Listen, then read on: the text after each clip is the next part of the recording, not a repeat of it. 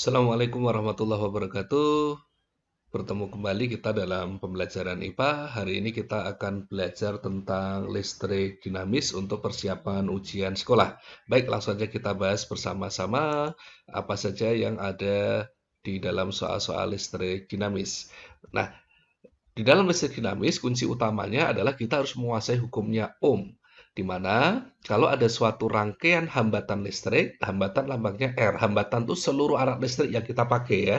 Ada lampu, misalkan TV, kulkas, radio, itu namanya R, hambatan.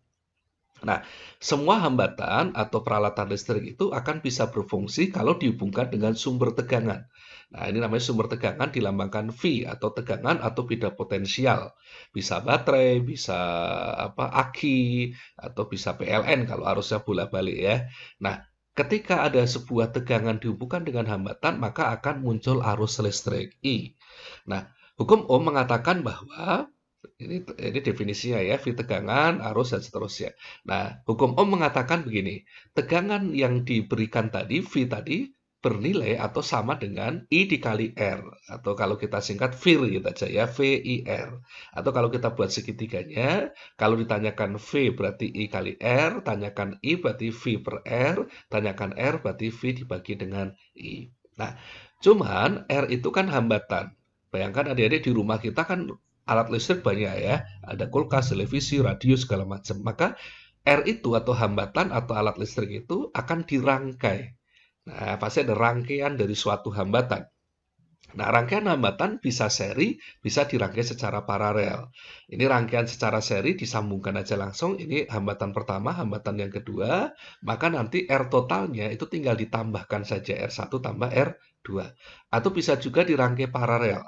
Nah, umumnya yang dipakai di rumah-rumah adalah rangkaian paralel ya. Nah, rangkaian paralel itu R1, R2 di rangkaian paralel itu bercabang ya, arusnya nanti bercabang.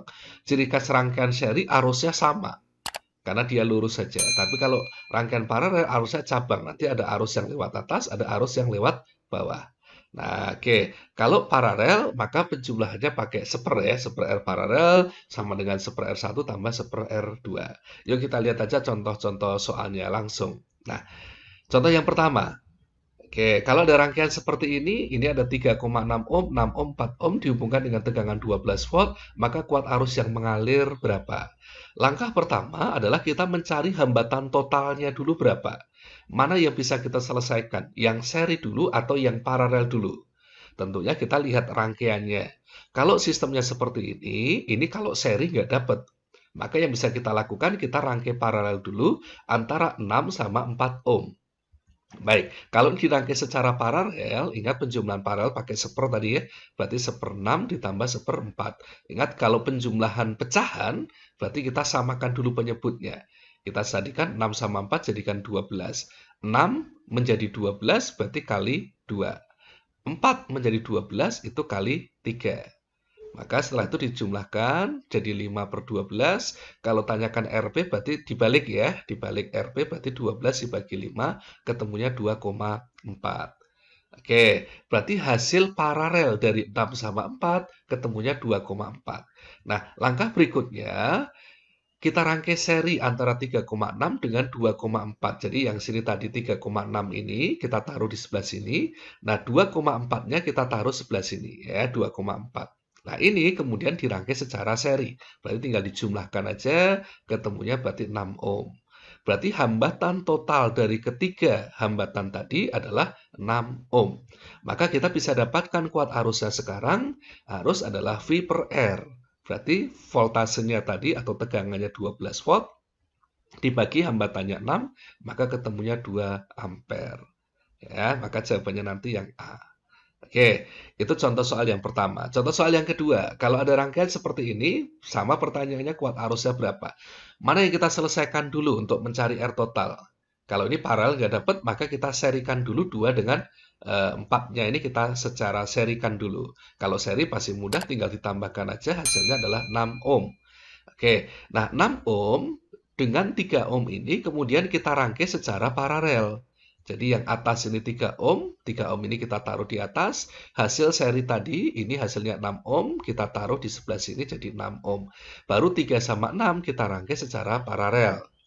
Oke, kalau paralel sama dengan tadi, ini ada penjumlahan pecahan, kita samakan dulu penyebutnya, 6 sama 3 jadi 6, 6 jadi 6 kali 1 pastinya, 3 jadi 6 kali 2.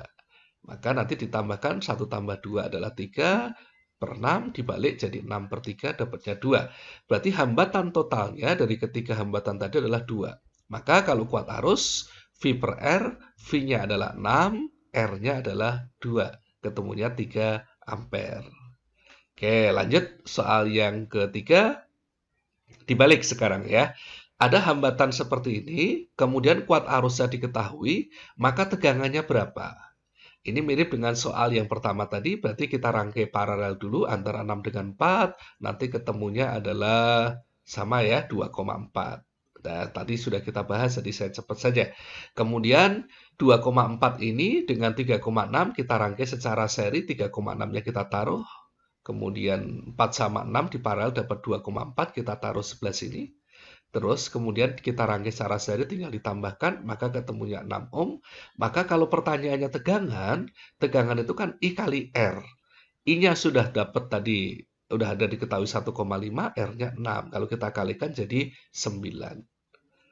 Oke, itu yang bisa kita bahas untuk hukumnya Ohm atau listrik dinamis. Ya, ingat sesungguhnya bersama dengan kesulitan pasti ada kemudahan. Maju terus, pantang mundur, dan tetap semangat. Assalamualaikum warahmatullahi wabarakatuh.